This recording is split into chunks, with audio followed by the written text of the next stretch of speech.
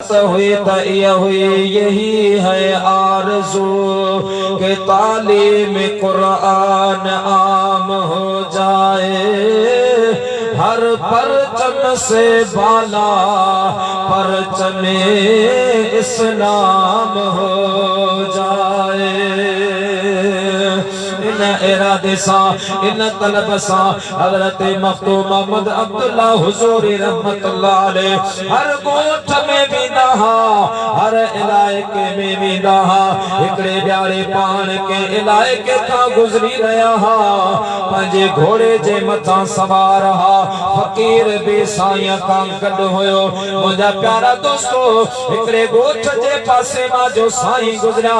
उते कख विछाया पिया हा, पराण विछायो पियो हुयो। साईं अल्लाहु अकबर चई पंहिंजे घोड़े तां हेठ लही पिया, उन कखन के उन गाह के हेठ मथे करण लगा, जियां का विञायल शय तलाश कबिया, गुमशुदा शय गोल बिया, या उन गाह में का चीज गोले रहा हा। मुरीद साईं जो हो, अकीदत मंद साईं जो हो, अर्ज कर लगो मुझा कामिल पीर हिते छा तलाश करे रहा आयो, छा बोले रहा आयो। पान फरमा लगा रात हिन जगह ते मुझे मदीने वाले पीर जो मिलाद छो, अल्लाह जे हबीब करीम जो उर्स मुबारक छो। मां बोले रहो आया मन रात वाले लंगर शरीफ जो को चावर मुखे मिले, मां वो चावर खाइण चाया छो।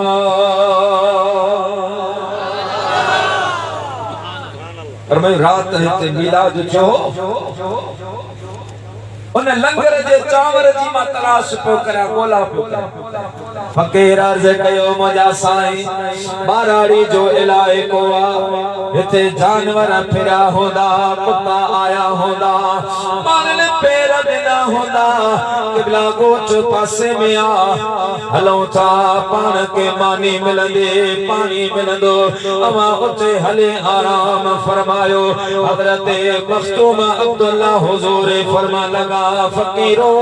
मुके मानी जे तलब काने का, मुके पानी जी जरूरत काने का,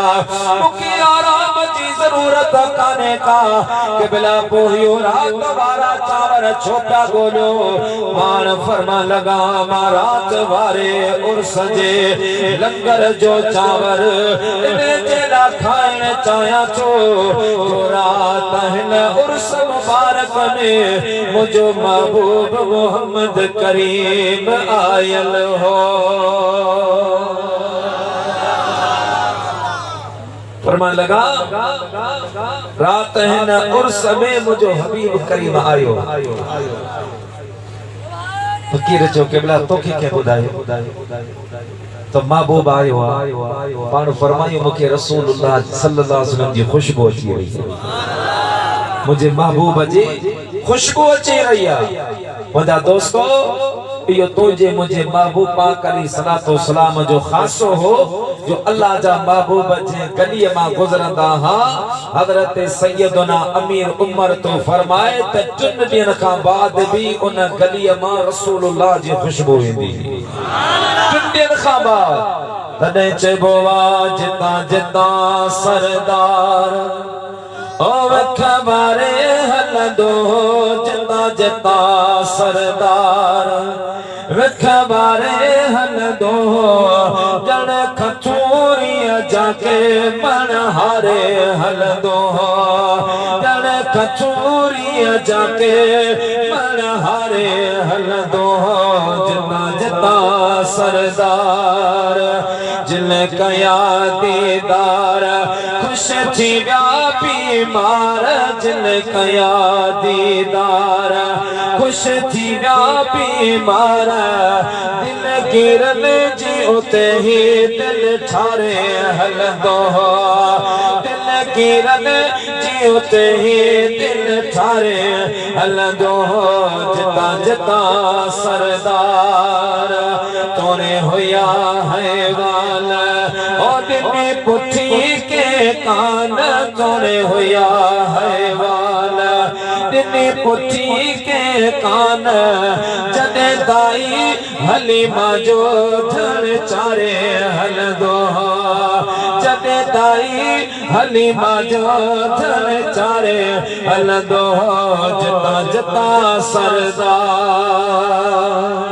पढ़ो सल्लल्लाहु अलैहि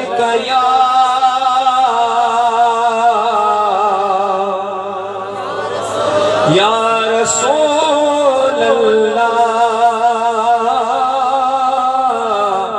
वसल्लम अलैका या हबीब अल्लाह। जो महबूब जो जे गली में गुजर थी तो हो टुंडियन का बाद उन गली में खुशबू मुझे महबूब जे जिस्म मुबारक में इतनी तो खुशबू होंदी जो रसूलुल्लाह सल्लल्लाहु अलैहि वसल्लम जो पसीनो मुबारक मदीने पाक जो औरतों खुशबू जिला जमा कर दी। हज़रत अनस बिन मालिक जी वालिदा सैयदा उम्मे सुलैम रज़ियल्लाहु ताला अन्हा गर्मी जे टाइम में मुझे महबूब जी पेशानी ताई पगर साफ करे पान आराम कंदा हा पसीनो मुबारक साफ करे बोतल में जमा कंदी मुझा महबूब फरमाइंदा सुजा उम्मे सुलैम छापी करी अर्ज कंदी सोना तो जो पसीनो जमा करी असा खुशबू जिला इस्तेमाल कदी मदीने पाक में एकड़ो रवाज अची निकतो रवाज कड़ो हो तो जेब छोकरे जी का शादी थी है उनके मांगे का मांगी खुशबू लगाईदा है यो रवाज आस्ते आस्ते लाज़िम थियण लगो पो जे भी न्याणी जे शादी में उन जा माइट जे करे उनके हल्की खुशबू लगाईदा हा तो औरत उनके ताना दी बिना ये केड़ा कंजूस खुशबू भी पाजी थी जेला सुठी न वठी सगया प्यारा मुसलमान भाइरो ये चीज वठी भैया मदीने पाक जे मुज़ाफात में एकड़ो गरीब रहंदो आ न्याणी हुन जे जमान थिया रात जो वक्ता घर बारो ऐं उन जे घर वारे पाण में मशवरो करे रहा हा त न्याणी जवान न्याणी व्यारण रसूलुल्लाह सल्लल्लाहु अलैहि वसल्लम जे शरीयत पाक में मना आहे धीअ के परणाए जे शादी कराए जे मुंहिंजा प्यारा दोस्तों बुजुर्गो पर पाण में मशवरो पिया कर हाणे कीअं धीअ जी शादी कजे उन माई जो घर वारो चवण लगो ये हर शय मां करे वेंदस पर खुशबू जो मौका इत्माम कान थींदो खुशबू ॾाढियूं मांगियूं आहिनि का शाम मां घुराणी पवंदी या यमन मां घुराणी पवंदी या मिस्र मां घुराणी पवंदी एतिरो मूं वटि पैसो न आहे मां गरीब आहियां उन जे घर वारे चवण लॻे अरे मुंहिंजा घर वारा तूं ॿियनि शयुनि जो इंतजाम कर तो ते खुशबू जो पार ना है खुशबू जाना त मां जाना घर वारे पुछो तो किथां का खुशबू आणी दिए माए चवण लगी मां सुबानी वजा थे रसूलुल्लाह सल्लल्लाहु अलैहि वसल्लम जे दरबार में वनी अर्ज कंदस मुझो हबीब करीम सखिया मदीने वाले मीर वट खुशबू दे मुझो हबीब मुके कोन मोटाई दो मुके खुशबू जरूर नी दो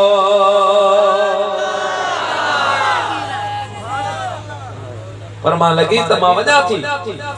अल्लाह जो हबीब मुखे घर वारे चयो ठीक आ सुबह जो टाइम चयो आ मुंजा दोस्तों मुंजा महबूब पाक सल्लल्लाहु अलैहि वसल्लम मस्जिद नबवी शरीफ में हा ये माए अल सुबह मुझे हबीब जे बारगाह में आया अर्ज कई या रसूल अल्लाह या हबीब अल्लाह असा के पंजे धीअ जी शादी करणी आ धीअ परणाणी आहे पर हबीब असा वट ॿियो करण जे लाइ सब कुछ आ पर खुशबू जे लाइ पैसा न आहिनि अतर ख़रीद करण जे लाइ क़ीमत न आहे मदीने वारा मीर अमा इमाम अल अंबिया आयो अमा वट बादशाहन जा तोहफा अचनि था वॾनि मुशीरनि जा तोहफा अमा वट अचनि था या रसूल अल्लाह या हबीब अल्लाह जेकॾहिं खुशबू जो को ज़रूर हुजे त मूंखे अता फरमायो मां पंहिंजे धीअ धीअ खे खुशबू लगाया हाथ मुझे धीअ के जैसा शर्मसार न थे का माए उनके तानो न दे मुझे मदीने वाले मीर फरमायो माए साबा हींअर खुशबू ना है हींअर मूं वटा तर ना है सुभाणे अचजा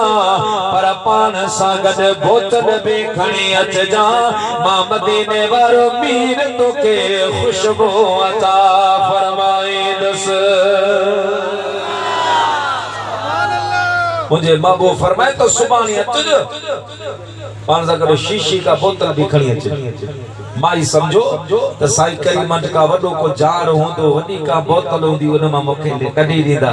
बे ॾियारे ज़ोर नमाज का बाद में मुंहिंजा प्यारा मुसलमान भाइरो माए आया पान सां गॾु बोतल भी खणी आया मस्जिद नबवी में पहुतिया अल्लाह जा महबूब सल्लल्लाहु अलैहि वसल्लम असहाबे सुफा जे चबूतरे में असहाबे सुफा सां कचहरी करे रहा हा माए साबा उते पहुतिया मुझे हबीब करीम के बोतल पेश कया या रसूल अल्लाह या हबीब अल्लाह ये अमराना बोतल मां खणी आए आया मुके खुशबू अता फरमायो अल्लाह जे महबूब पंहिंजे पेशानी मुबारक ता ये पकड़ मुबारक पसीनो मुबारक साफ करे उन बोतल जे अंदर विधो वा मुझे मदीने वाले मीर फरमायो माई खणी बन तुझे ला मुझो पसीनो मुबारक खुशबू आहे माई साहबा खणी आई घर में रखया शादी जी तैयारी थिया मुझा प्यारा मुसलमानों शादी उन जी न्याणे जे थिया ओ जडे शादी जो आखिरी रस्मो हलियो जडे खुशबू लगाण जो टाइम आयो तने अरब जे सरदारन जो मायो बे होयो अरब जे वडेरन जो मायो बे होयो ओए उठी बैठो पार जे चारों तरफ घूमी बैठो विच में पार के प्यारो वयो हाने सब को सोचे पयो ये गरीब आहिल हिनन जे घर में त सही माना में राशन भी ना है हिनन जो घर भी कमजोर आ हिनन केड़ी खुशबू आंदी होंदी केड़ो अतर आंदो होंदो मुझा प्यारा दोस्त बुजुर्गो आ फोड़ी अम्मा पंजे घर मां वा रखल बोतल खणी पई अचे बज़ाहिर दिसण में बोतल सादिया अरब जे मायन ॾिठिया हिक बे के चवण लॻयो हाणे ही अतर केड़ो कमाल दिखारे दो इनमें केड़ी खुशबू होंदे जे पैकिंग बे सुठी ना है उन जे अंदर अतर केड़ो कमाल वारो होंदो पर उवा पोड़ी अम्मा जे वक्त में मुझे मदीने वाले मीर जो पसीनो मुबारक खणी करे पांजे धीअ जे मथा चे बेचिया उन जो ढक खोलो आहे मुझा प्यारा ढक खोले करे मुझे मदीने वाले साईं जे पगर मुबारक मां पसीने मुबारक मां हिकड़ो कतरो पंहिंजे धीअ जे मथे ते किरायो वा अल्लाह जो कसम एड़ी त खुशबू जी लहर उठी आहे जने उन घर में वो जन्नत जो दर खुले पियो आहे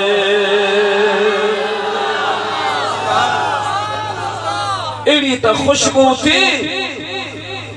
जो अरब जो सरदारा ने अरब जो जेके औरतों वडू कीमती नायाब अतर लगाए आए ओवे बे ताजुब में पजी वयो तने यो अतर आंदो किथा वो पुछण लगो अतर किथा आंदो थव माई साबा वडे नाज सा अंदाज सा फरमा लगी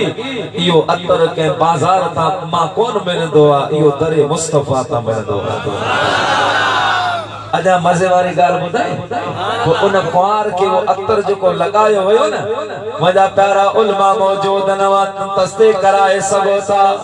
जैसे वो माई हयात हुई जिंदा हुई उन जे जिस्म में वो खुशबू होंदे हुई माई कपड़ा धोवे मथो धोवे गुस्ल करे खुशबू उन जे जिस्म मा खत्म कान थींदी हुई उन माई में त खुशबू हुई पर उन माई जे पेट मा जेको बार पैदा थींदो हो उन बार में भी खुशबू होंदे हुए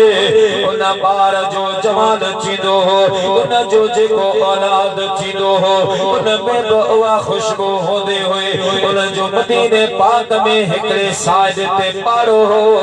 मान ला उन पारे जो नालो खुशबू वारो पारो रखियो हो। अब किथा पियो अचे तो ओ खुशबू वारे पानी मां पियो अचे खुशबू वारे गोठ मां पियो अचा मुझो महबूब मदीने वारो मीर हजरत उतबा रज़ी अल्लाह ताला अन्हु मुझे मदीने वारे साईं जो असाबी आ उन जो 4 घर वारियूं उन जो 4 घर वारियूं खुशबू मांगियो मांगियो लगाईंदो कने किथा घुराइन कने किथा घुराइन पर हजरत उतबा रज़ी अल्लाह ताला अन्हु जने घर में ईंदा हा त सजे घर में हजरत उतबा रज़ी अल्लाह ताला अन्हु जी खुशबू फैलजी वेंदी प्यारा मुसलमान भाइरो हिकड़े ॾारे हजरत उतबा जी घर वारे हजरत उतबा के अर्ज कयो सोना हिकड़ी गाल त ॿुधा ए जेको तव्हां अतर लगाईंदा आयो खुशबू लगाईंदा आयो इहो अवां वठंदा किथां आयो कहिड़े बाज़ार मां कहिड़े मार्केट मां इला अतर जो नालो छा आहे इन खुशबू जो नालो छा आहे हजरत उतबा फरमान लगा त कहिड़ी खुशबू छाजी खुशबू खुशबू जी तवी गाल पयो करो मुझा प्यारा दोस्त बुजुर्गो घर वारन चयो उतबा तो खुशबू एड़ी त लगाईंदो आहे असा ॾाढो कीमती भारे रकम वारा अतर इस्तेमाल करियो छो पर जे वक्त में तो घर में ईंदो आहे सॼो घर तुंहिंजे खुशबू सां महकी पवंदो आहे ओ उतबा असां के ॿुधा इहा खुशबू तो कहिड़ी बाज़ार मां घुराईंदो आहे पाण फरमा लगा अरे मुझो घर वारियो मां कदे खुशबू लगाए नाए खुशबू लगाण जे आदत है नाहे ओ उतबा या खुशबू तुझे जिस्म में किथा हेतरी ईंदी आ पाण फरमाइंदा हा हा उन जो हिकड़ो सबब आ हिकड़ी वजह आहे जदे मां नंढो हुयुसि मूंखे जिस्म ते दाणा निकता हा हुस्बा निकता हा मुझे अम्मा मूंखे वठी रसूलुल्लाह सल्लल्लाहु अलैहि वसल्लम जे दरबार में भैया मदीने वाले मीर मुझे मथा दम बे फरमायो मुझे मथा अल्लाह जे हबीब भूखा भी मारिया त मुझो बुखार खत्म थी वयो ऐ अल्लाह जे हबीब मुझे जिस्म जे मथा हिया हथ घुमाया मदीने वाले मीर जो हथ घुमंदो वियो मुझे जिस्म जा दाना खत्म थींदा वया मुझो जिस्म खुशबूदार बनजी वयो या मुझे खुशबू नाहे मुझे मदीने वाले मीर जे पाक हथन जे खुशबू आहे अल्लाह जो हबीब जिते ईंदो आहे उते खुशबू ईंदी पर दोस्त खुशबू ईंदी उनखे देखे जो को मुझे महबूब जे शरीयत जो पाबंद होंदो असी तो घणी चुना तो जिंजो नक होंदो तवा सा के तो कोंडी अचे तवा सा के तो महबूब नजर कोन बुधंदा आयो महबूब अचे तो असी ॾिसो तो कोन था महबूब अचे तो महबूब करीम सल्लल्लाहु अलैहि वसल्लम पांजे जिक्र वाली महफिल में तशरीफ फरमा थियन था पर दिसंदा ओए आहिन जिंजो उथण मुझे महबूब जे सुन्नत जे मुताबिक होंदो जिंजो वहण मुझे हबीब जे सुन्नत जे मुताबिक होंदो वा मुझा दोस्त तोखे मुके त हलाल जी रोटी भी नसीब न असा आयो आशिक रसूल आयो नबी जा गुलाम पर असा पंजो एहतसाब करो त असा 24 कलाक में केतरो नबी जे सुन्नत ते अमल ता करियो केतरो असा नबी जी सुन्नत की मुखालफत ता करियो तो उनके खुशबू कोन ईंदी खुशबू उनके ईंदी जिंजो मुजा प्यारा दोस्त बुजुर्गो जिन जिस्म जे मुजा प्यारा वार वार में जिन जे अल्लाह जे हबीब जी मोहब्बत होंदी आ मुझे महबूब करीम जो इश्क होंदो आ ओए त इया चमदा आहिन उपचियां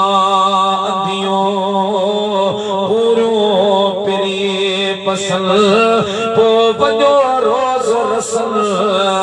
यार हबीबाने हुजरे। तो मखदूम साहब अब्दुल्ला हुजूरी रहमतुल्लाह अलैह फरमायो हिन जाए ते मुझो महबूब आयो आ मूंखे अल्लाह जे हबीब जी खुशबू थी। तो दोस्तों जे जगह ते जिक्र मुस्तफा जी महफिल थींदी आ अल्लाह जो हबीब उते तशरीफ फरमा थींदो। हजरत मखदूम मखादिम सैयदना से मखदूम मोहम्मद हाशिम ठटवी रहमतुल्लाह अलैह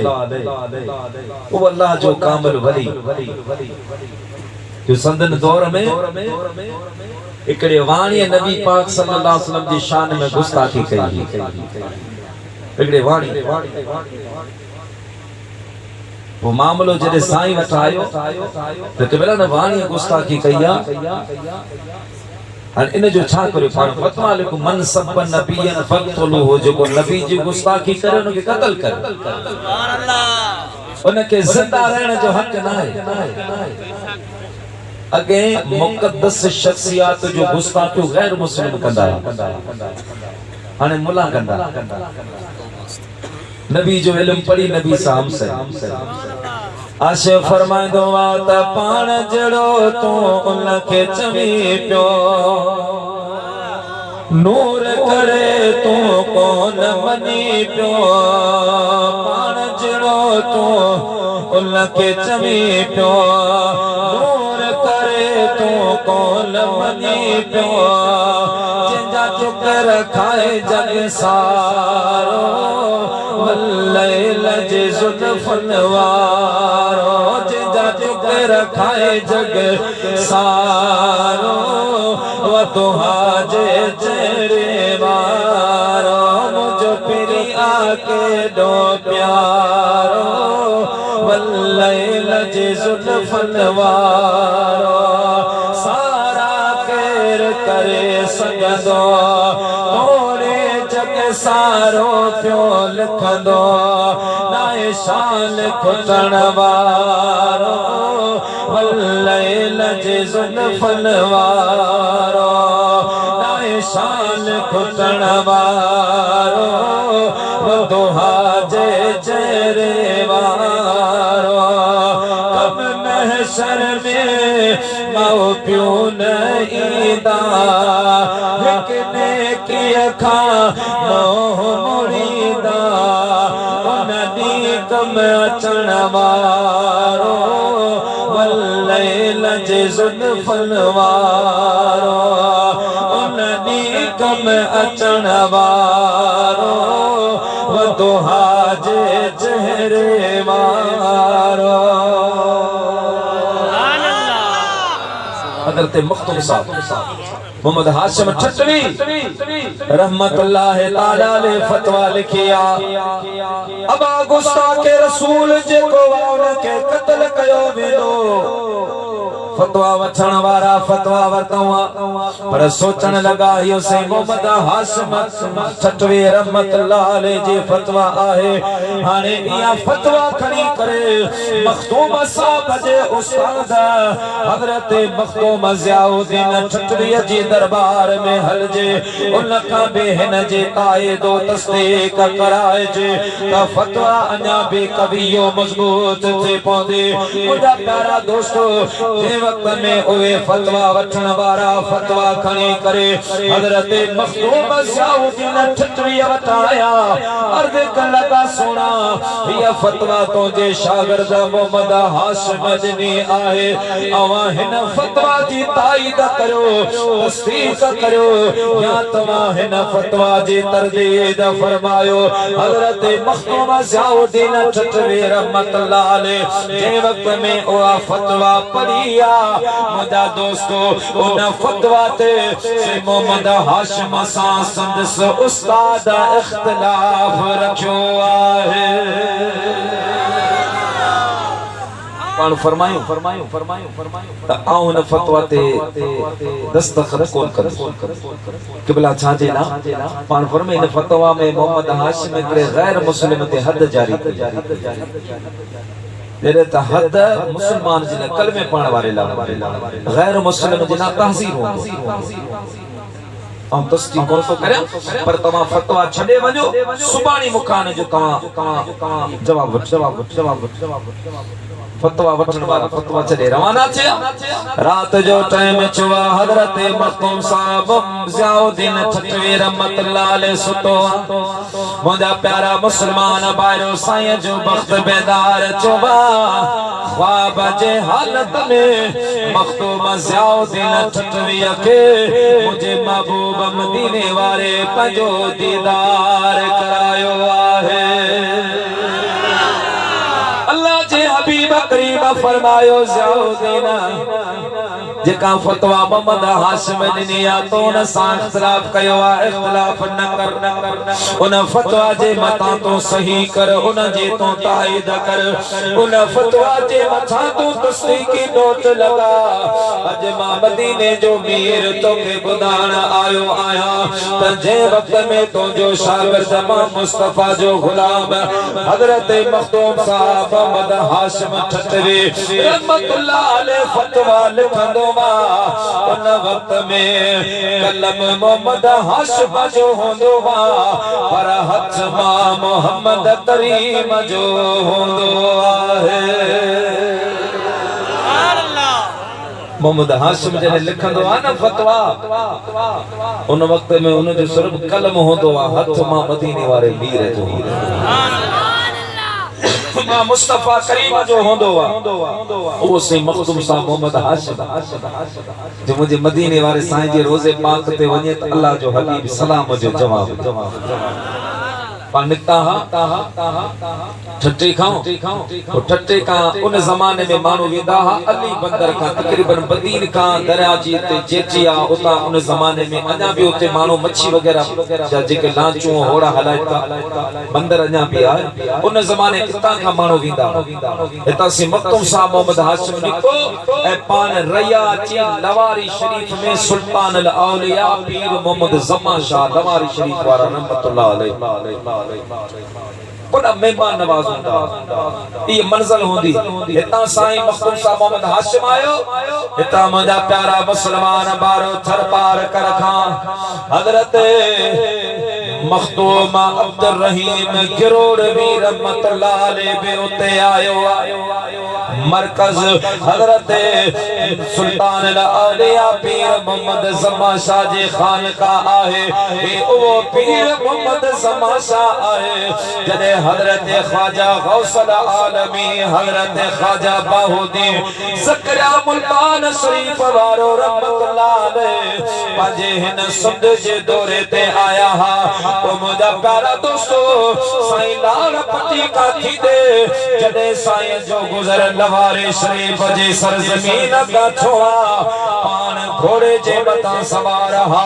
अचानक अल्लाह अकबर चई पाजे घोड़े तो हेठ लहे पया पेरन मां जुती भी कढिया पैदल हल्या हलंदे पट्टी मैल पंध हल्या उन का बाद में जुती पातिया घोड़े ते सवार चा मुझा दोस्तो फकीर गड होया जदे साईं मदी के मंगल ते पोता तदे फकीर अर्ज कयो मुझा कामिल मुर्शिद हिते न मस्जिदा न मदरसोआ न मज़ारा न मुकाम आहे रण पया बाना खाली ज़मीन पया अवा के जे अदब में घोड़े तो लथा आयो के जे अदब में पेरन मां जुती कदिया साईं फरमा लगा फकीरो अवा के खबर काने का या ओसर ज़मीन लवारी शरीफा जेते अज खां 250 साल बाद में सुल्तान अल औलिया पीर मोहम्मद जमा अचणो आहे घणा सौ साल बाद में पहुंचे 250 साल सुल्तान अल औलिया बाद में पहुंचे हजरत ख्वाजा सखी बाहुद्दीन ज़करिया मुल्तान शरीफ वारो रहमतुल्लाह अलैहि 250 साल पहिरीं जो ये मुझे मुस्तफा जे गुलामन जो इल्म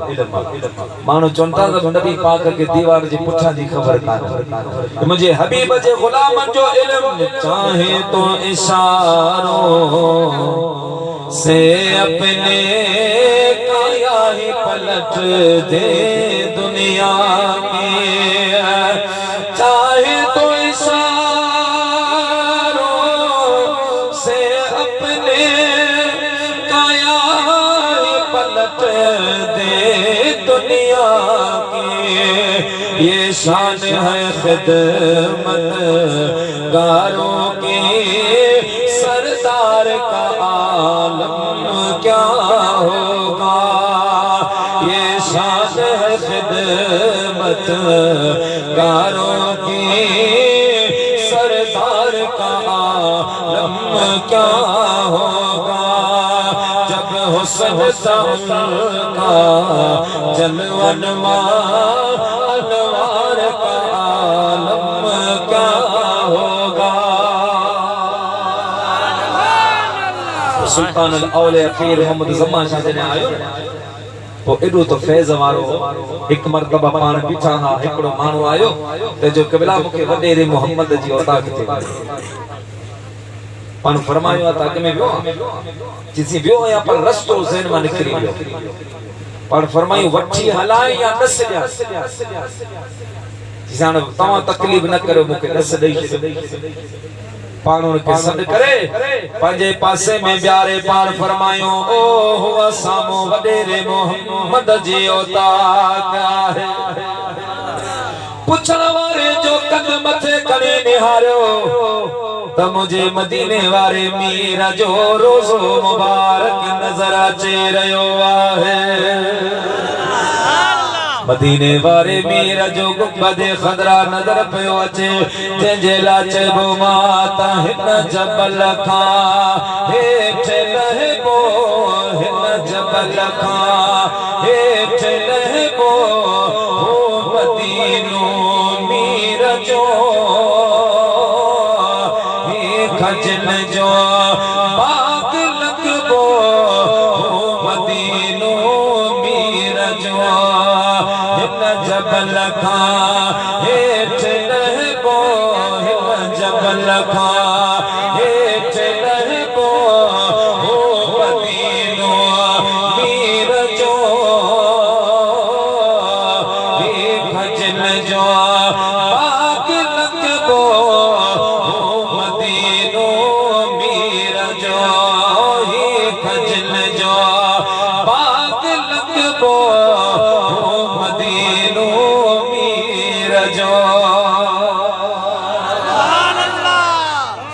जे पूछा कही ना तो ये न्यारे सही ओ होता ओ बिया वो मुझे दिठला पर मुरकी बया और फरमादा असा जो तो वडेरो मोहम्मद इयो आ, बाकी तो जो वडेरो ना को बियो पुतारे वडेरे जी मुखे खबर काने का। असा जो वडेरो इयो आ, असा इन ते नाज करे चोंदा आयो बेसहारा न समझे ज़माना हमें बेसहारा, न समझे ज़माना हमें बेसहारा, न समझे ज़माना हमें बेसहारा, न समझे ज़माना हमें। हम फकीरों का आका मदीने में है, हम फकीरों का दाता मदीने में है। हज़रत सुल्तान औलिया पीर मोहम्मद ज़मान शाह रहमतुल्लाह अलैह बेटा साहब होते आयो, मखदूम अब्दुल रहीम गरोड़ में भी होते आयो। मुझा प्यारा मुसलमान भाइरो मुलाकात थिया,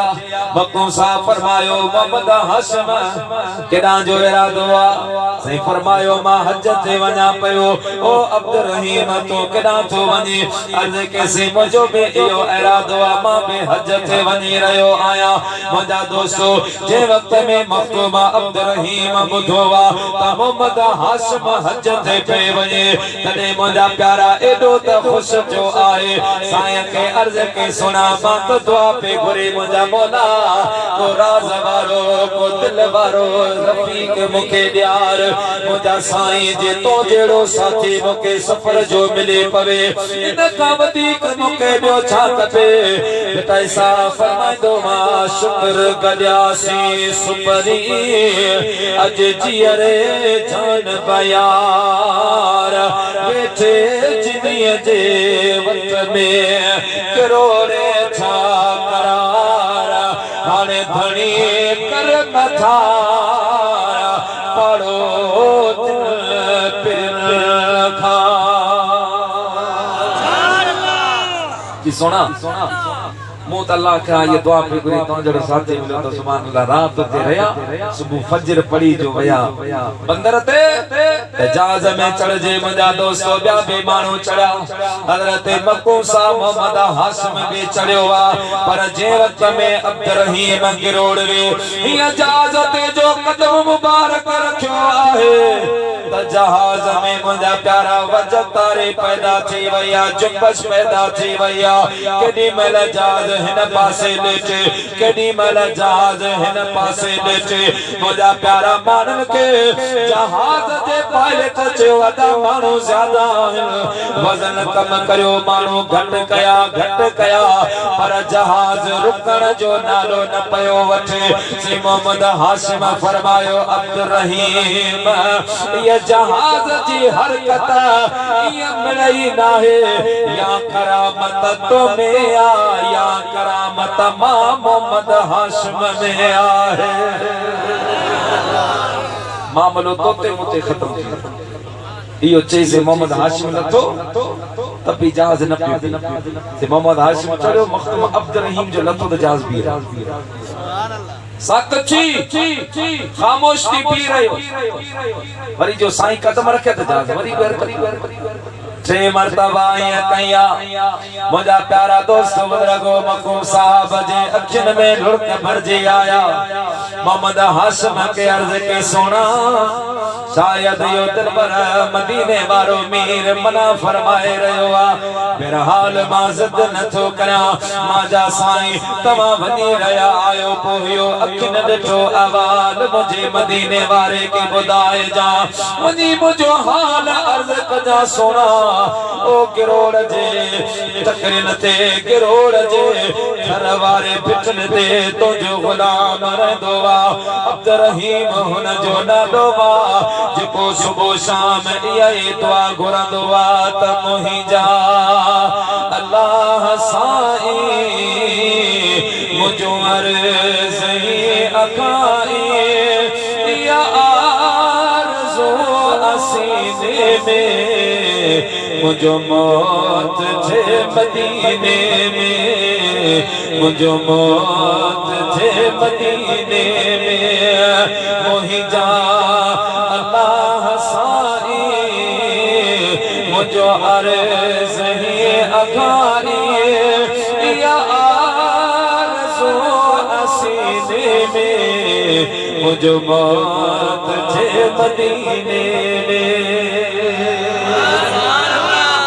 प्यारा दोस्तों से मखदूम साहब अब्द रहीम राजी वयो जहाज रवानो थी वयो मानो वया हिजाज़े मुक़द्दस वनी मुंजा प्यारा काफ़िलो पहुतो वा से मखदूम साहब मोहम्मद हाशिम ठठवे रहमतुल्लाह अलैह हज जा इक़ाम अदा करे घूमी फिरी मदीनतुल मुनव्वरा आया मुझे मदीने वाले मीर जे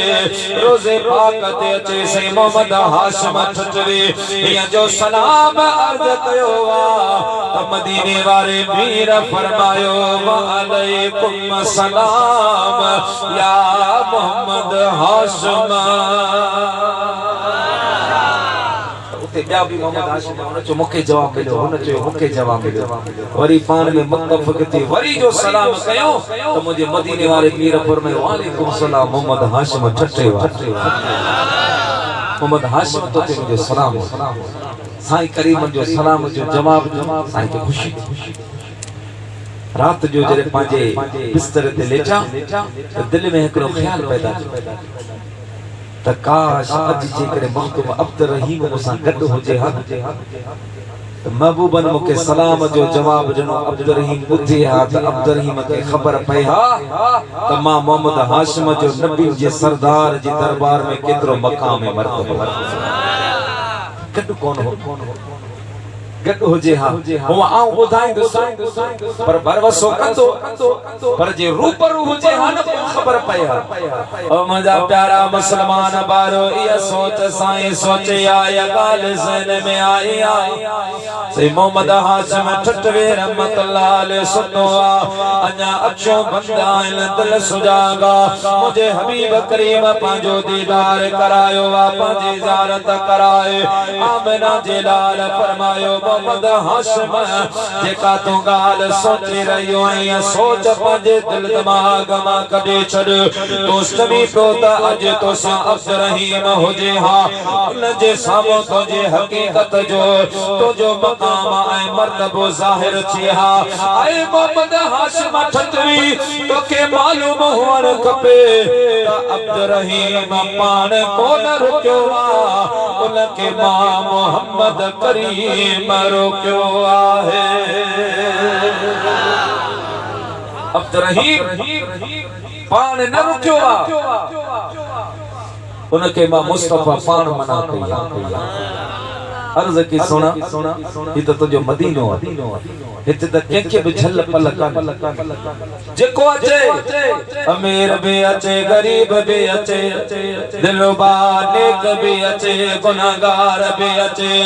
आलिम भी अचे जाहिल भी ईंदो आहे कंहिंखे कार कावट कान्हे का मुंहिंजा प्यारा मुस्लमान भाइरो मुंहिंजे मदीने वारे मीर फरमायो हाँ मोहम्मद हाशिम बिन के रुकावट नाहे पर अब्दुर रहीम के मां मना कया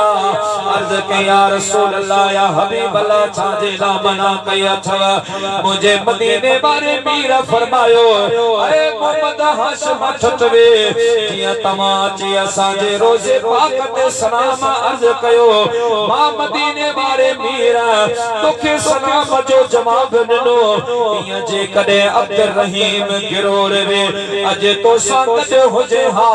अचे सलाम अर्ज करे हा तमाम मदीने वारो मीर सिर्फ सलाम जो जवाब कोन ॾिया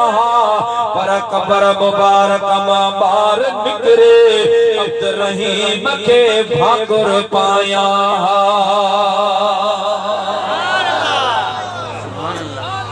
जे अब्दुर रहीम अचे हा मुके रोजे शरीफ का बार अचो ओ से मखदूम मोहम्मद हाशिम ठटवी पान फरमाइन था के अल्लाह वारे की मदीने वारे की जियारत पंजे ब्याज हाशिम जियारत साईं के थी पर अल्लाह जो कामिल जो होता ना बेटा ईसा फरमाता ढोल तनी जे ढाल हेठाई हलन अल्लाह जो वली करे पान के वली कोन चवराई ओ पंजो करामत जेके उन जे मता अल्लाह ऐं अल्लाह जे रसूल जो मेहरबानी हुंदियो आहिनि न वो खल्क के कोन ॿुधाए चलो बस मुझो मालिक मुसा राज़ी आ मुझो महबूब मुसा राज़ी आ यो मूंखे छा खपे असा जे लाड़ पट्टी जो करो मशहूर बुजुर्ग सही सुल्तान अल आशिकीन आले नबी औलाद अली सैयद सखी से पीर ज़ैनुल आबिदीन शाह जिलानी रहमतुल्लाह तआला अलैह मदीने वाले जो बचड़ो अक्सर रात जो रोंदा इतरो रोंदा हा जो जिन साईं जी ज़ियारत कई कोई मानो अज भी आहिन कोई फरमाता त साईं के बाकायदा ही रुखसार ते ये निशान बची गया रसूलुल्लाह जे हिजर में महबूबन जी मोहब्बत में ये लुड़क हारी दो वो कदे रात जो रोंदा दरवाजो बंद होंदो हुजरे जो सुबह मां पुट पुछंदा बाबा रात तवा रोना कुछ गारो पे दिनो केड़ी शर्मा केरवारे पाण फरदा बाबा ने छडी दो तवा जो में छा वो जरे जोर रखंदा मा खलीफा वो पाण बियो कोन चोंदा जना पो अमा के करो मा रसूलुल्लाह जो गजल तो बाबा बुदा वो पाण ही चवंदा पंजे शायरी पाण पढ़े बुदाइंदा त अजब आधिया रात जो मुखे सुहिणो सरवर याद पियो मुझे निकलेन जी फिटी मुखे होता हर हर याद प्यो अजब आधिया रात जो मुखे सोइनो सरवर याद प्यो मुझे निकलेन जी फिटी मुखे होता हर हर याद प्यो इश्क बारन मारिया मग मदीने जा सारिया मग मदीने जा सारिया थोड़ा घर किया गारिया मुखे रात रहबर याद प्यो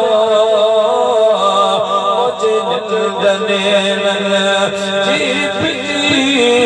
मुके होता हर हर याद प्यो ये तो जी कोन तो सके न जेको साईं जे ला अध रात जो रोए बाबू वरी उनके विसारे छॾे ये तो जी कोन तो सके वो हिकड़ी ओ भी रात आई जो सखी सैयद साईं पीर ज़ैनुल आबिदीन शाह जिलानी के मुझे मदीने वाले मीर पंजो दीदार पान करीमन फरमाए ज़ैनुल तो पूरी जिंदगी पान के ज़ईफ सदायो तो साईं तमाम गली शायरी आप पढ़ो उनमें आखिरी तो ज़ईफ ज़ैनुल के सदे गोलो वठो पंजो करे ज़ईफ जो लफ्ज से इस्तेमाल कर तखल्लुस ज़ईफ ज़ैनुल महबूब फरमाए ज़ैनुल तो पूरी जिंदगी पान के ज़ईफ सदायो अज जेको घुरनो थी घुरमा मुस्तफा तो के ॾियण आयो अर्ज की दिलबर मुखे तुमजो दीदार नसीब तो तबियो मा तो अच्छा घुरा बबुर फरमाए बियो भी घुर वो बाऊ बदी अर्ज की सुना मु तुझे शान में हिकड़ो गजल ठायो हिकड़ो कलाम ठायो मानू तुझे आशिकन के पढ़ी बुधाईंदा तोसा मोहब्बत करण वारन के पढ़ी बुधाईंदा मुजी दिल थी चवे त सब का पेरी वो कलाम मा ज़ैनुल तो मोहम्मद करीम के पढ़ी बुधाई मुझे दिल थी चवे हबीब ने फरमायो ज़ैनुल बुधा साईं ख्वाब में अल्लाह जे हबीब के बुधायो तो सुभान अल्लाह चो त साईं जो कलाम मा तो के बशेर बुधाईंदो बाऊ बदे अर्ज के सोना जबानन जीबानी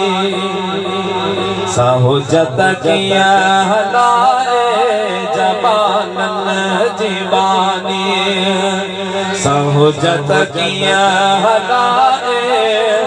पुनल पीर तो तुझे जुतिया जोड़ना है जबानन जीबानी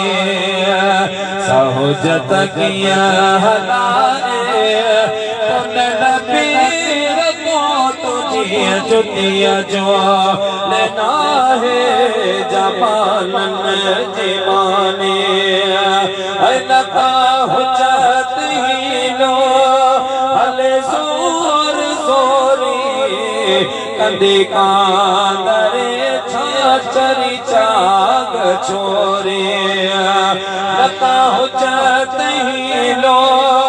हले जोर जोरी कंदी कांदरे छाचरी चाग चोरी दर बदर दुनिया में दोस्त तोरिया कितनी की लायक ऐसा संग किया सदाए जबानन जीवानी सम्यो सो मेरो किया ऐ बड़े शान बारो मुहारण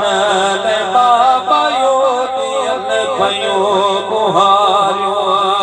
हिया किनी को छिकारे करे कहरो आरो हिया किनी को छिकारे करे कहरो आरो पुनल पात तुई जो किचिया गल पाए जबानन जीबानी अल्लाह मां तुझे बानन जी बानी तुझे गुलामन जो गुलाम मां केडी हुजत ओ मुजा दोस्त बुजुर्गो मुझे मदीने वाले साईं जने बिटाई साहब के पंजो ज़ियारत कराया अब्दुल लतीफ सुने जने मुझे हबीब जो शान दिठोआ तने दा करे चवन लगो मां जही जोते ही तब बानी मारो चल जी हुजता हो तपनो से मुकमिनिया के हो जा पाइन पैर में माते जुतियन जे असल आरी जाम जे पले मां पे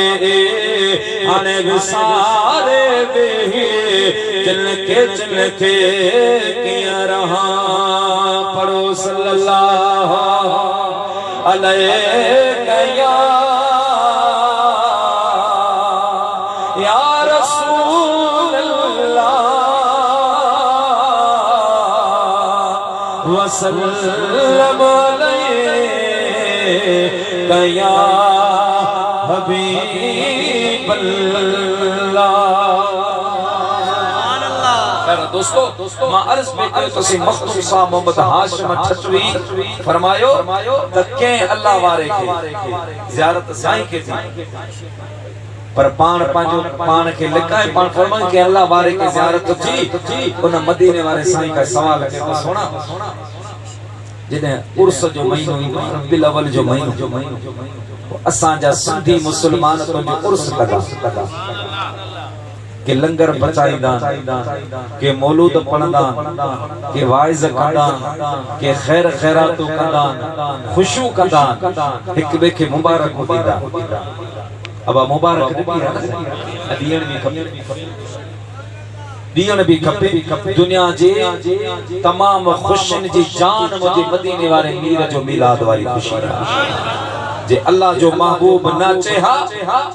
त न तू हुजे हा न मां हुजा हा न दुनिया जो को रंग रोगन जी बिन खुशियन जी मुबारक दिबिया ये मिलाद वारे के बेचवण खपे त मिलाद करण वारा तोखे मिलाद करण जी मुबारक थे हथ हथ सावे अज खैर वठी उन कल जलुटण जी मुबारक थे ए वाद उजारे जे जे लए मीराज कथे कए जे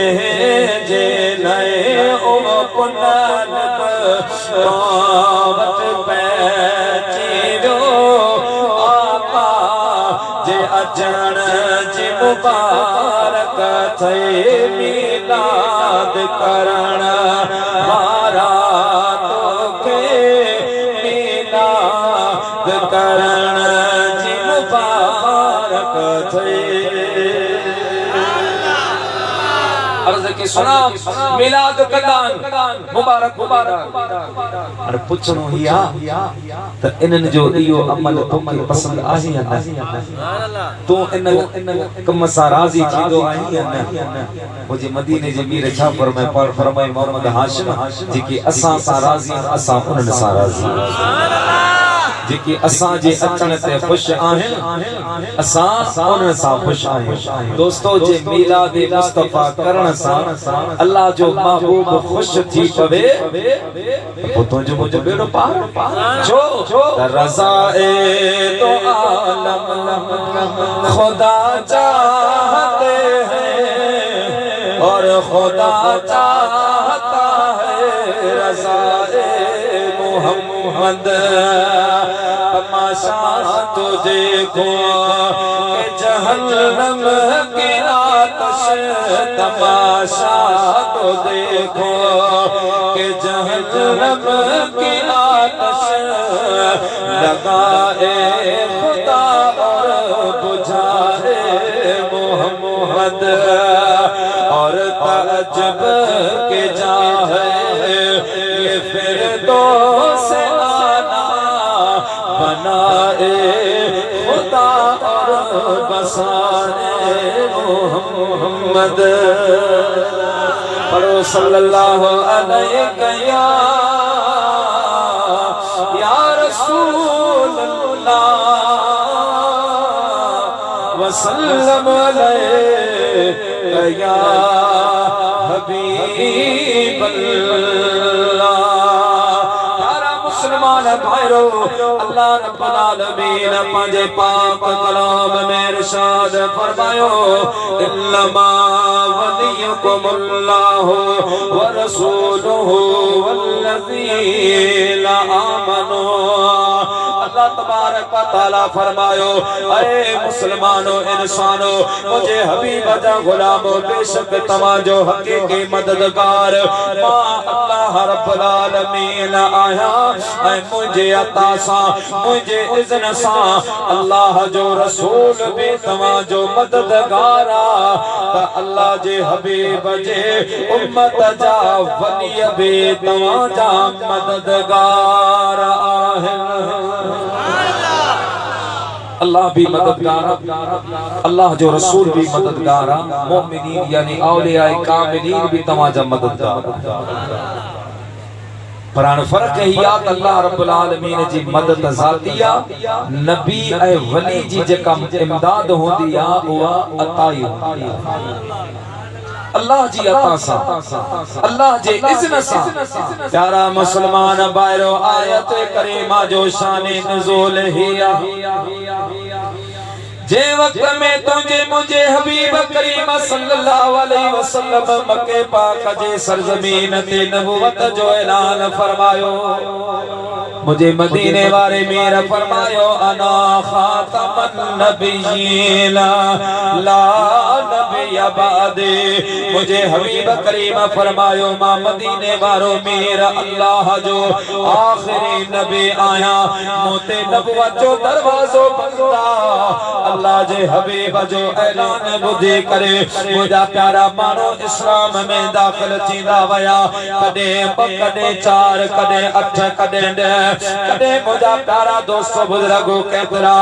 ये इस्लाम जे तबलीग थी दे रहा मुझे हबीब जो ऐलान फैल जंदो रयो आ हलंदे हलंदे यो ऐलान मुझा प्यारा दोस्तों बुजुर्गो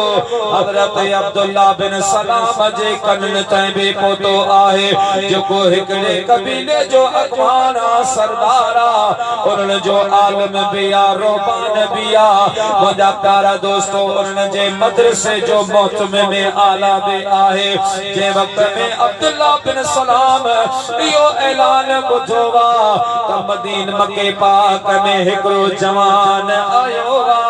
जेको चवे पियो त मां अल्लाह जो नबी आया अल्लाह जो रसूल आया। मुझा प्यारा दोस्तों बुजुर्गो अब्दुल्ला बिन सलाम साबिका किताबन जो आलम हुयो तौरात ज़बूर इंजील पढ़ल हुयो उन साबिका किताबन में पढ़ो हो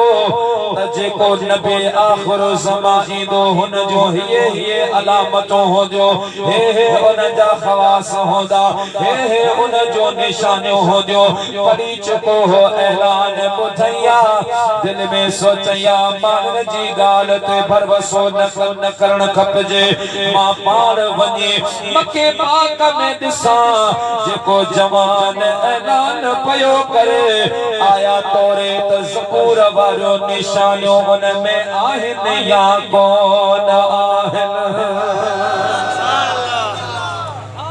पान जो निका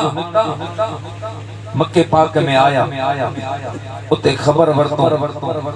महबूबन जने नबूत ऐलान फरमायो हो ना पूरे मक्के में को एड़ो घर कोन हो जे घर में रसूलुल्लाह जी मुखालफत न थींदी हुजे। मुझे मदीने वाले साईं जे खिलाफ का भला निक न ठहंदी हुजे पूरा मक्को दुश्मन थी अज तो आओ मदीने वाले साईं जो करमा अल्लाह जे कामिल वलीन जी नगरीन में तमा सा रहो ता रोके मुके लहर न को लोडो असा ब सगोरा खुली करे कलमो कोन पढ़ी सकदा इब्तिदाई दौर कुरान कोन पढ़ी सकदा हा नमाज कोन पढ़ी सकदा। अब्दुल्ला बिन सलाम जो आयो मक्के पाक में मुझा सुनादा हा उन सा मिलो बाबा ही ऐलान ॿुधा तो को जवान मक्के में आयो उन्हनि चयो अब्दुल्ला माण्हू वो ग़लत ऐलान पियो करे नबी किथां कूड़ो ऐलान अब्दुल्ला बिन सलाम चो ये तव्हां जी सोचा मां मौलवी आया आलम आया वना ॾिसां त आया उहे निशानियूं उन में आहिनि या न प्यारा मुस्लमान भाइरो हले करे आयो मुझा महबूब मदीने वाला मीर सल्लल्लाहु अलैहि वसल्लम उन वक्त में काबतुल्लाह जे सहन में नफल पढ़ी रहा अल्लाह जो हबीब ये बैठो वा अब्दुल्ला बिन सलाम आयो वा पर थोरो फासले थिया मुझे महबूब करीम सल्लल्लाहु अलैहि वसल्लम के नमाज पढ़दे ॾिठया भी रहियो आ मुझा प्यारा मुस्लमान भाइरो भी करे सोचण लगो आ त यो नमाज खत्म करे त मां उनके बुधाया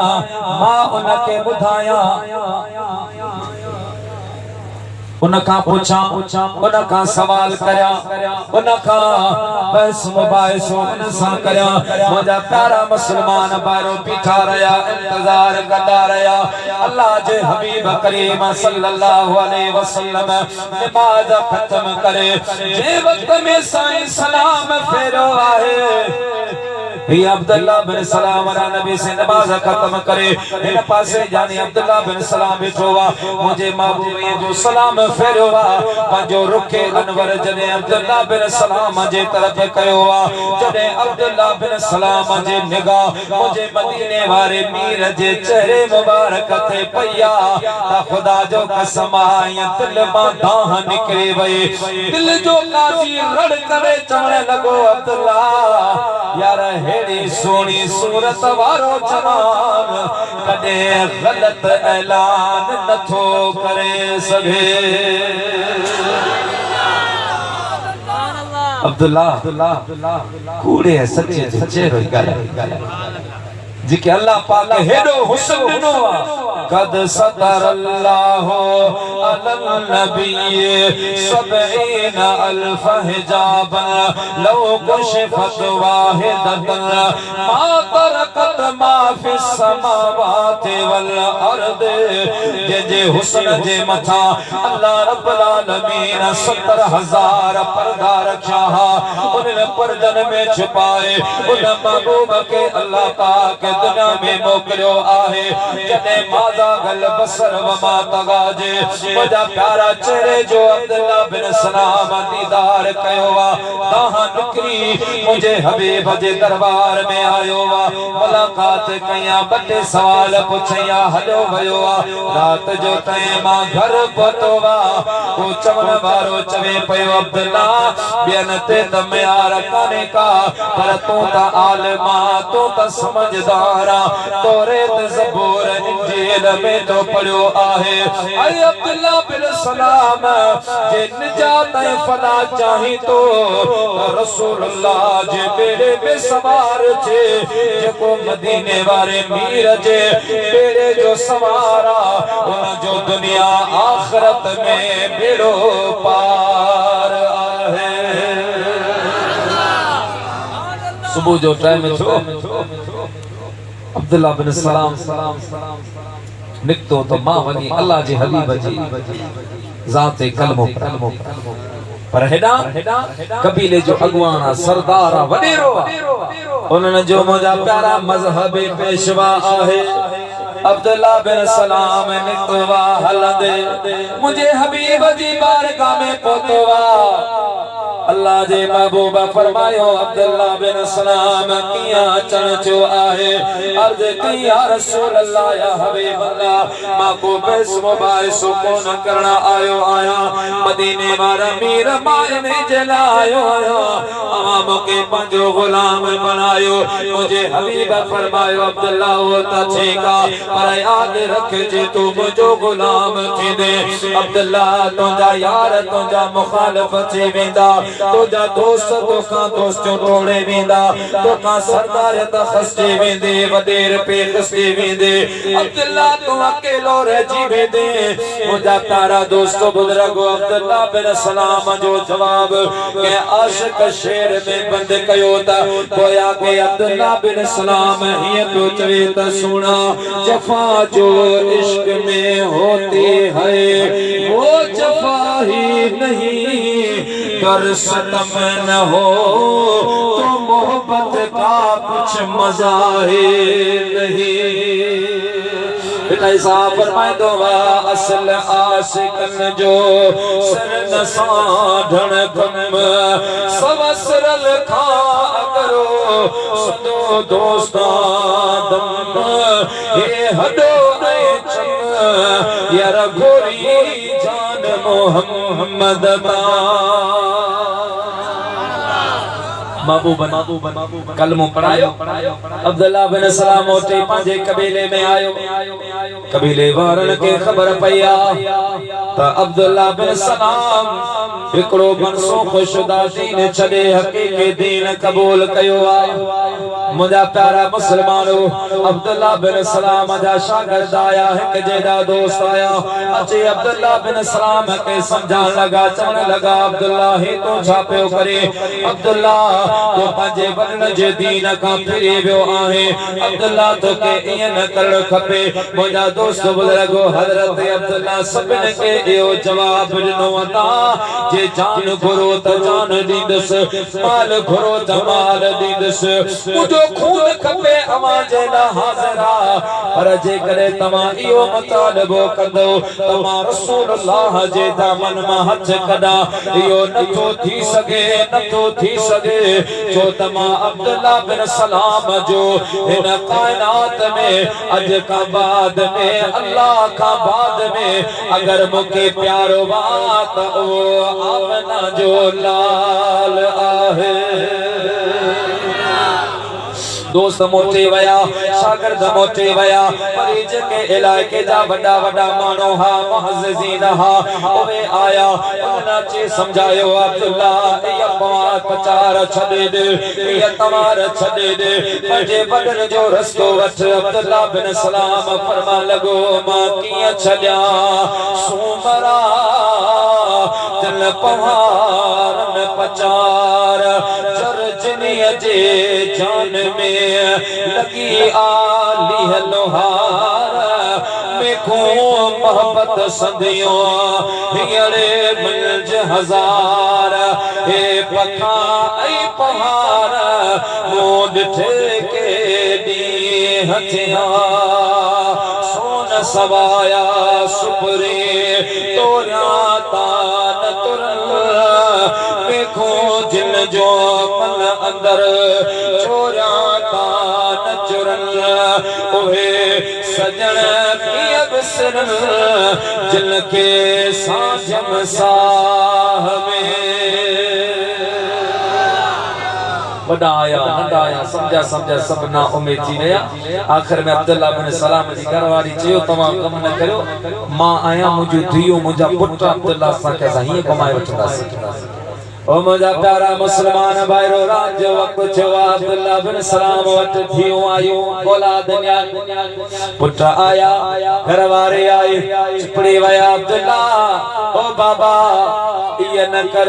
ये तवार छडे दे ये पवा पचार छडे दे बाबा असी तो जे औलाद आयो बाबा तो कौम जो वडेरो आहे तो सरदार आहे हिता जो रहबान आहे बाबा जे ये तो कदे तो असा का जुदा असी तो खा जुदा असी साहब ज़ादा आयो बाबा मानो असा जे इज्जत कंदान तुझे करे मानो असा जे ताजीम कंदान तुझे जात जे करे जे तू हलियो वेंदे अज मानो तोखे गदार चार पया सुभाणी असा के बेचंदा बाबा असा जे खातिर हजरत अब्दुल्ला बिन सलाम फरमा लगा ऐ मुझे घर वाले ऐ मुझे औलादो अल्लाह जो कसम मुझे मदीने वाले मीर जी जात बाबरकात अब्दुल्ला बिन सलाम के पंजे जान पंजे माल पंजे औलाद ऐ कायनात जे हर शय का अगर को के प्यारो ना तो वो मदीने वारो पीर आहे सुबह मकरादरी जा मानू आया तना जी अब्दुल्ला बिन सलाम जी घरवारी का पूछो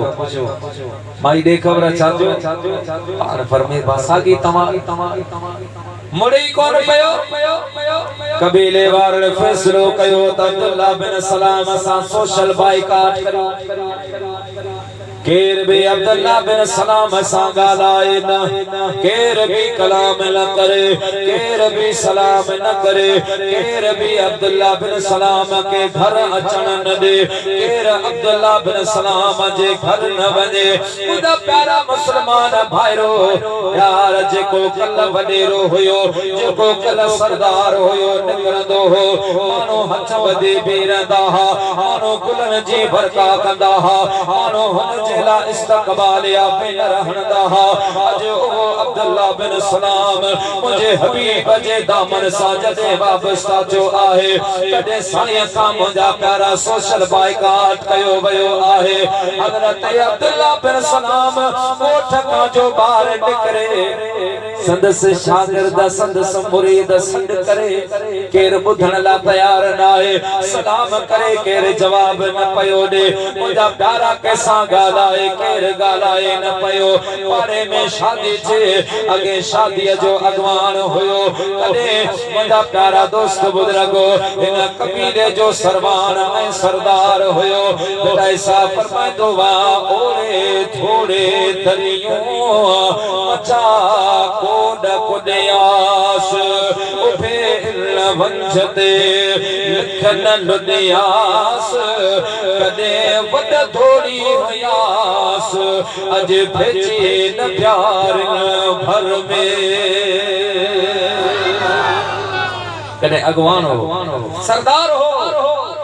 अज केर गालान जे तैयार हिकड़े कमरे में वेही रहियो ओ मुंजा प्यारा मुसलमान भाइरो रात जो टाइम थींदो वा मदीने वारे के पुकारींदो वा मोहम्मद ने ना करे अर्ज कंदो या रसूल अल्लाह या हबीब अल्लाह जदे का तो जे दामन सामा वापस जो आया मुंजा राणा मुखा यार यारो छनी वया मुखा दोस्त दोस्तों छनी वया मुखा बरादरी वारन बाइकाट करे छड़ियो आ हबीब न को शादी में ता घुराइन न को गमी में ता घुराइन ऐ मदीने वारा मीरा न को सलाम जो जवाब प्या दिन न को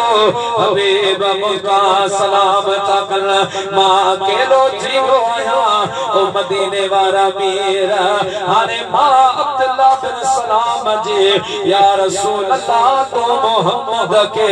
पारत आहे महबूबा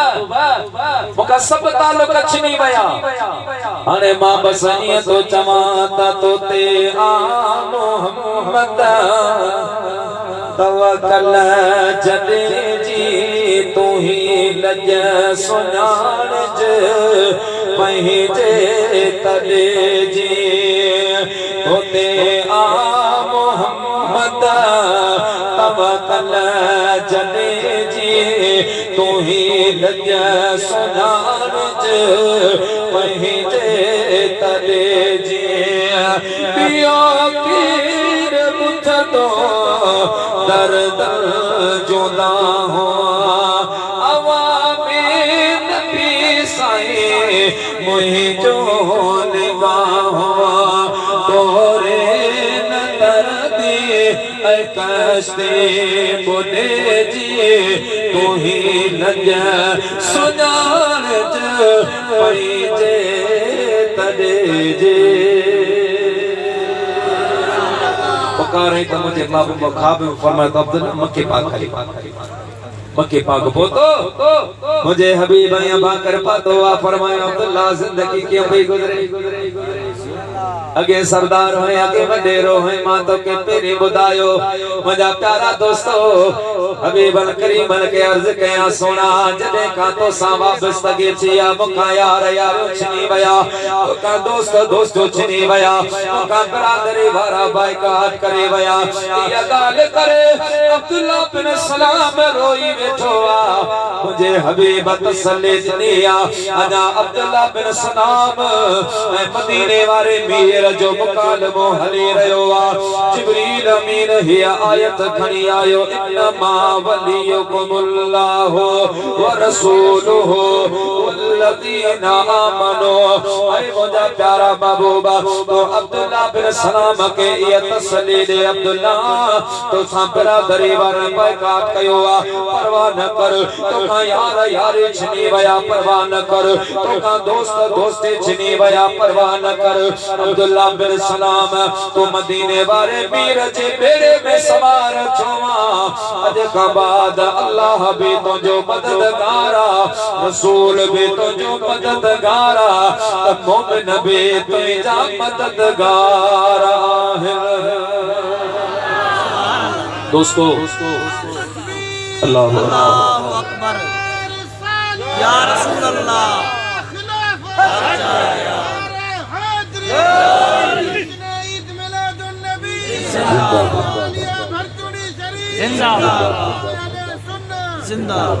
प्यारा दोस्तों अल्हम्दुलिल्लाह तवां सा नसीब वारा रब्बुल आलमीन कायनात जी सब नेमत तवां सा ये दोस्त सवाल के तो वाणी वाली गाल पूरी कर उस्ताद पे शागिर्द के पढ़ाई यूसुफ जुलेखा किताब सो किताब पढ़ाई जने दंग जो इख्तितामी दुआ थी शागिर्द जो क़िबला करो तवां अर्ज करे जैसे बुदा पूछ जैसे यूसुफ जो जुलेखा न रोई आबादी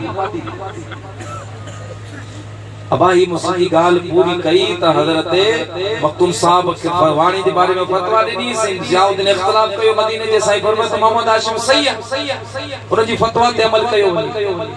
उन वाणी जो सिर कलम कयो। प्यारा मुसलमान भाईरो तमा सा खुश नसीब आयो अल्लाह पाक नबी दिनो आ त नबी जो सरदार दिनो जे पीर दिनो आए त पीरन जो पीर असा निधन का ना पर जरूरत इन गाल जी आ त असा उन जे महबूब दुनिया में छो आया अचन जो मकसद छा महबूब इने जला कोन आया त असा जलसा करियो जुलूस करूं असा रैलियो करूं नारा हणो आमद मुस्तफा जो मकसद इयो ना महबूब पाक अलैहिस्सलातु वस्सलाम जने आया त इंसानियत किथे हुई रब तो फरमाए व कुंतुम अला शफा हुफरतुम मिनन नार तवी जहन्नम जे किनारे ते बीठा वा शिरक करे बिदतू करे अल्लाह जो नाफरमानी करे अमा के धक्के देण जी देर हुई मदीने जो मीर आयो उन अमा के जहन्नम मा कडी जन्नत में पहुंचाए सुभान अल्लाह। दोस्तों अफसोस यो थींदो आ असा जा दुश्मन भी तानो दीता तो यार तमा जा सुन्नी जे के मिलाद करने वाला वडा नारा हनन तन जे की चनो गुलामी रसूल में मौत भी कबूल है न वो जो इश्क मुस्तफा जिंदगी फजूल ये पढ़दा नमाज भी कोन असा में अमल जी कमी है खुदा राजे तो नबी जो गुलाम है यार नबी जो गुलाम कोई बेनमाजी नबी जो गुलाम बेनमाजी नबी जो गुलाम को महबूब जी शरीयत का परे हो जिकरे गुलाम तो हकीकी गुलाम थियण चाहे तो अल्लाह तो के तौफीक नसीब करे त पाजो होलियो एड़ो कर जो दुश्मन भी तो के से चवे सुभान अल्लाह दुश्मन भी तो के से चवे सुभान अल्लाह। दोस्तों नमाज इस्लाम जो अहम रुकना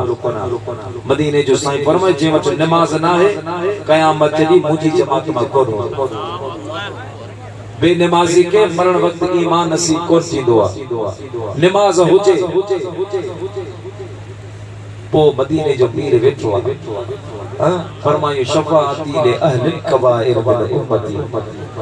मुजी उम्मत में जेके खतरनाक और गुनाहगार होंदा उनन जी शफाअत मां मोहम्मद तुजी निस्बत मजबूत आ तुजी निस्बत मजबूत आ तू पंजो पान के पान पियो वञाए तू पंज वक्त जो नमाज़ी थी अल्लाह जे महबूब सा प्यार कर अदा रब नवाज साहब जो हुक्म बिया गाल भी ज़हन ते अची विया मौजू जे मुताबिक बिया पंज वक्त जो नमाज़ी थी महबूबन करीमन सा मोहब्बत कर, इश्क कर और रोजानो रात जो मदीने पाक दा मोह करे साईं के हिकड़ी सदा कंदो वो केड़ी चंदो करता तुझे हुंदे मां हिकड़ो जांच ते मिट पूरे वजन पहुंच जाबो मदनी मुके अमलन जो कोने आसरो पहुंच जाबो सैयद मुझे मलन दिलाए परवसो मुलकर लकीर जी मैं लगा या रसूल अल्लाह मुलकर लकीर जी मैं लगा मुझे माफी जी घोट को घुरक जाला मुझे माफी जी घोट को घुरक जाबो सैयद मुझे मलन दिलाए भरवसो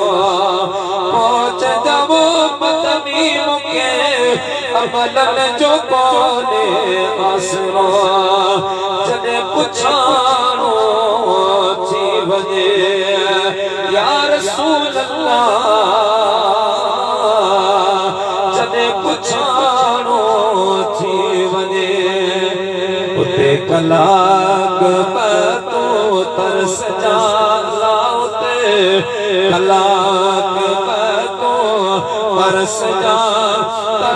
जाबो मदनी मुके अमलन जो कोने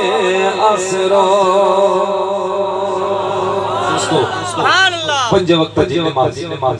ऐं ॿियो पंहिंजे बच्चन खे अहले सुन्नत व जमात मदरसे में दाख़िल कर सुनियो जे पंहिंजी बका चाहियो था जे चाहियो था त असां जो जेको सिलसिलो असां के अबन ॾाॾनि पंहिंजे मुर्शिदन खां मिलियो आहे असां जो औलाद भी इन रस्ते ते हले त पंहिंजे बच्चन खे अहले सुन्नत जे मदरसे में दाख़िल कराए लाज़मी आहे एतरो पंहिंजे बच्चे के तो पढ़ा जो कम से कम तुंहिंजे पुट खे वुज़ू जे फर्ज़न जी ख़बर हो